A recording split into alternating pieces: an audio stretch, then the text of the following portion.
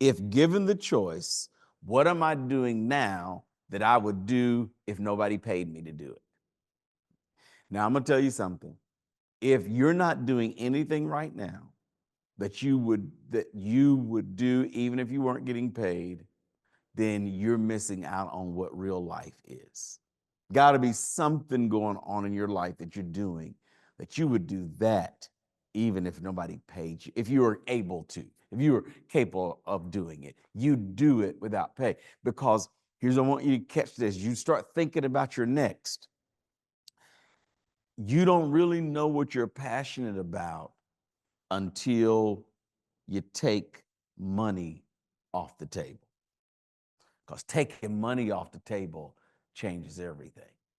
Any of you who've ever been in an elongated coaching session with me, I've probably asked you the question. If money didn't matter and training didn't matter, and you could wake up tomorrow and do whatever you wanted to do, what would you do? What would you want to do? If it didn't matter if you had, a grant, so you didn't really need money, what would you do? He said, that's just a silly question because why would I even want to think about that?